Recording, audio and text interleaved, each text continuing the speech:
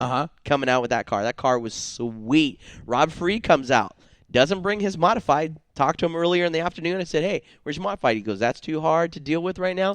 I'm coming out with this car. I said, I'm winning me a feature because he hasn't won a feature yet in the street stocks. So he had one more chance. Finishes third. Tony Catalano, fourth. Wow. Who runs out the top 5 and gets second in points? Who brings home the 1 and 2 in points? Just in case. Just in case. And we talked about this kid several times over the course of the season. The cool thing I like about this family is one, they're church going. I'm not a huge church going type person. I believe in my own beliefs and everything. But they are a very, very strong Christian family. Yes. His mom, I love Arnie's mom because she's awesome. During the interview process, I talked to Arnie, and then I went ahead and talked to Justin a little bit. I asked him, I said, hey, man, I said, how are things going, blah, blah. And this kid is very emotional, one, to see his dad win the championship, but to get second in points behind his dad.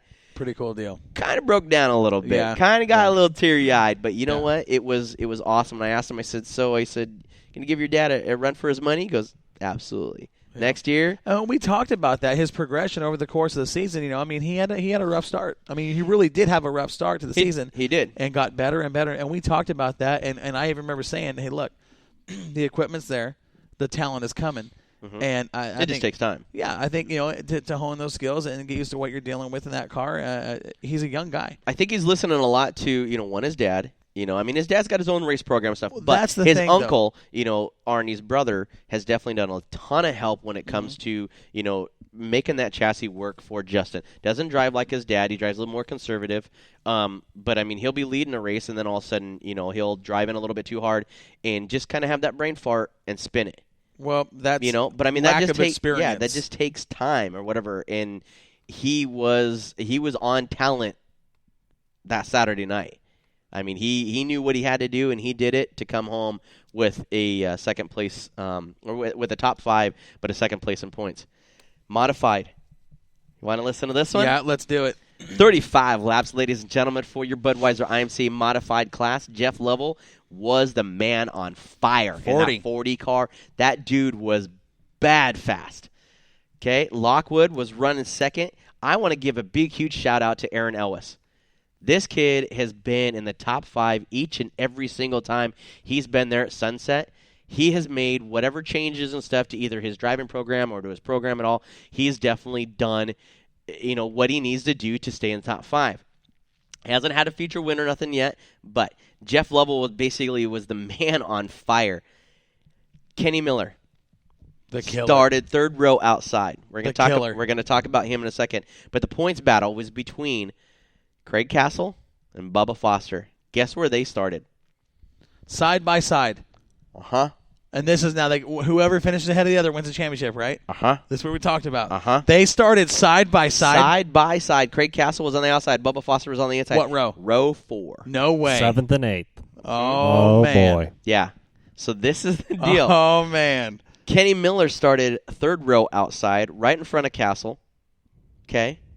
Neither or Bubba Foster or Craig Castle really made any moves.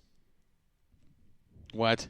Just odd night. Craig Castle more or less had the car for that championship and stuff to beat. They were side by side for quite a many laps, but it literally took Kenny Miller out of 35 laps, 8 laps to go.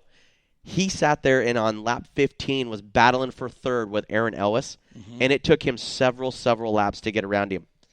Then finally, once he got around him, then he got to Doug Lockwood. Took him a couple more laps. It was 8 laps to go. He battled with Jeff Lovell side by side for nearly 6 laps. It was absolutely the coolest race to come down to the end of the season. And finally, basically, he kind of used he got into Christy Summers a little bit coming out of turn 2. Total racing incident. Wasn't on purpose, not like that. Almost kind of, used her as a pick a little bit, but had to do something. But Jeff Lovell kind of pushed up a little bit. Kenny got underneath him. 8 laps to go. Goes off to victory. Wins his second race of the season.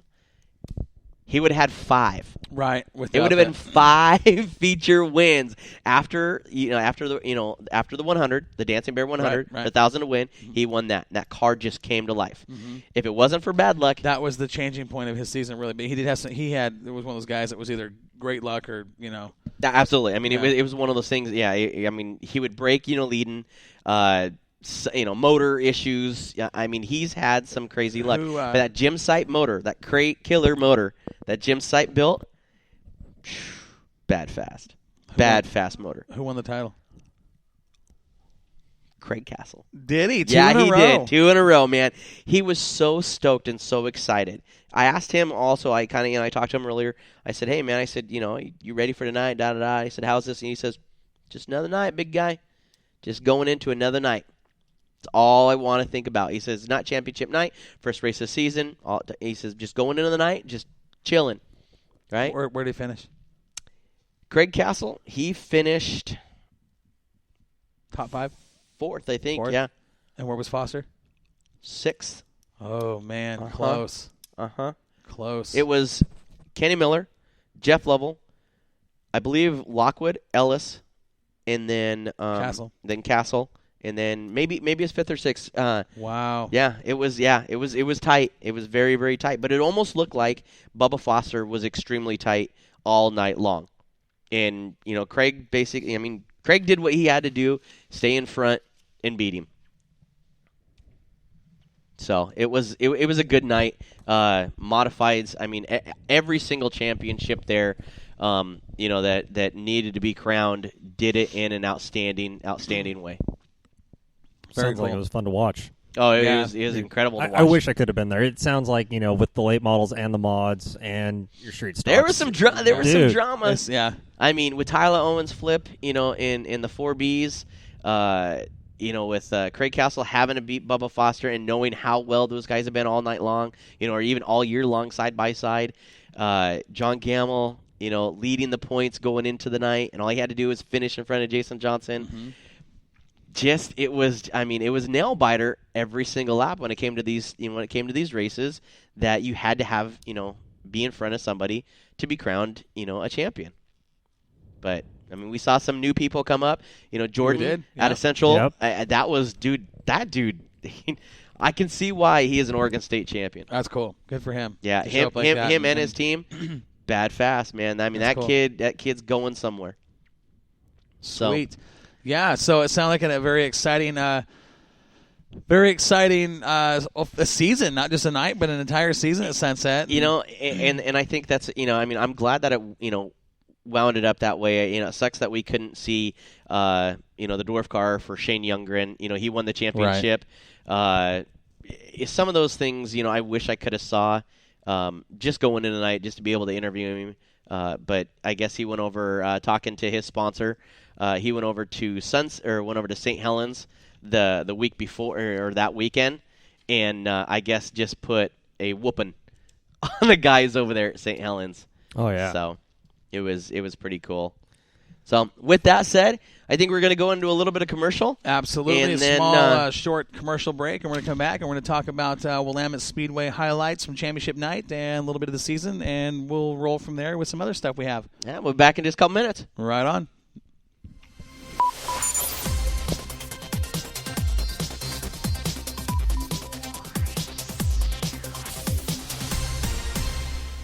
Hi, I'm Corey with my wife Sandy. We'd like to invite you to Jetstream Aqua Massage. At Jetstream, you get a quality massage, nobody touches you, and you don't get wet. Best of all, it's only $1 per minute. Come see what it's all about. I've been coming in here about 3 times a week for the last 6 months, and it's just a whole new world when I walk out of here. I highly recommend this place. $20 for 20 minutes, unbeatable. Crockers Cars, located in Lebanon, Oregon. We've been providing the finest pre-owned cars, trucks, SUVs, RVs since 1983. Crockers Cars has been in business for 31 years, offering quality used vehicles. With our experience and professionalism and the no-hassle buying, customers really do come first here at Crockers Cars. Crockers Cars, where quality is the difference. Give us a call, 541-258-2175, or look us up on the web, crockerscars.com, for a full line of inventory. And make sure you mention that you heard it here on Northwest Dirt News.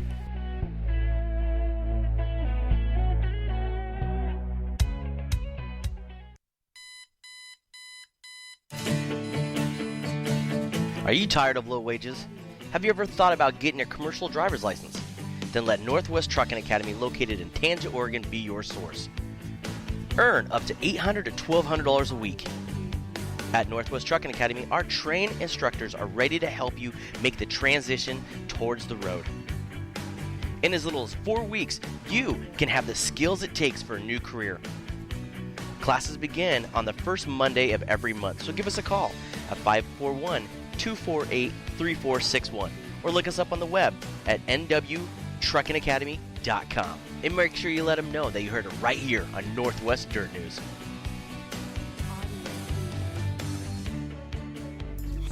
At Tommy's Transmission, professional, reliable service is more than just our tagline. It's our way of life. We're your one-stop shop. At Tommy's, we take care of you just like family because we live here, right here in your neighborhood. Fixing cars is what we do, but keeping you on the road and keeping your family safe is what we're about. No matter what you drive, at Tommy's Transmissions, we'll provide the security your family needs. At Tommy's Transmissions, where professional, reliable service is guaranteed. Remember, at Tommy's Transmission, home of the good guys, off of Baseline in Hillsboro, 503-746-7891. And make sure you let them know that you heard it right here on Northwest Dirt News.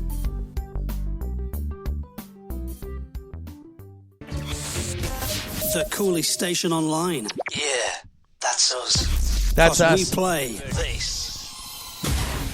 In your face, all over the place. We're online 24/7. 24/7. You're listening to the hottest internet station. Now welcome back to the Northwest announcers, Corey Penfold and Josh Warbus. We are back, and Northwest we Dirt. are on the Oh air my God. everywhere. Oh my God. Josh is over here having a conniption. Josh ready to kill somebody. Ah! Man, look at this. You have to wait till the commercial is I over. am pumped. Listen, when I sit there and I put the red light on, I said we're hot. Yes. That doesn't mean go. Coffee's hot, ladies and well, gentlemen. Hey, welcome. Listen, Dude. I asked for a cup of coffee, and Sam brings me a can of. It's not even it's not even liquid. It's more like chew. He says, "Here, put a pinch of this in your cheek and gum. That'll wake you up." It's like, I mean, I've seen like hardcore espresso. This is like grounds. Dude, that's Dude, and you need to work on your baristas here at Jetstream. Look at this. Look at this. It's like 90 weight. I could turn this cup upside down. He and not, says he makes videos, not coffee. listen, I make videos, I could not turn this coffee. cup of coffee upside down Here, and it just- wouldn't spill. Here, just give him. Here, It's just, like pudding. just give him his own mic. Yeah, watch the headset because. So let's get into Willamette Speedway. Let's talk about real quick though.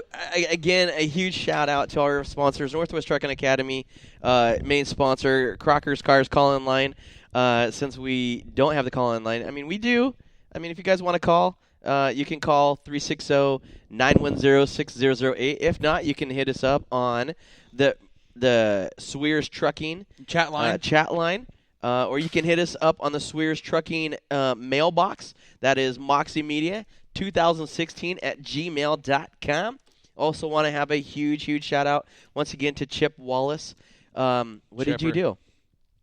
What'd you do, widescreen? Nothing. Why you have your hands out like you're a bird? Huh? Make me a bird He so I did. can fly He did. far Don't away. ever do that again. We Make are on me a the bird air. so I can Oh fly my- far, I'm far gonna slap away. both of you. Now listen, I want to talk about Willamette Speedway. I'm pumped. Listen, I got a hot cup. I of still have to pudding. use the restroom because you guys are like that, or lollygag, and I'm like 30 seconds. You're like, I thought you said 3 minutes. Well, you did say 3 minutes, and he's like, a minute. I mean, it was like 20 seconds later. I I gotta love put it. that down there so nobody Love gets it. hurt with that. That stuff's really hot. Okay, let's talk about Willamette Speedway, and we're gonna talk about some highlights and championship night. One of the stories, okay, and Josh, I think you kind of got the feel of what really happened when Sam posted the video, the teaser video up there with some clips from the late models on Moxie just a few hours ago. When we said the track was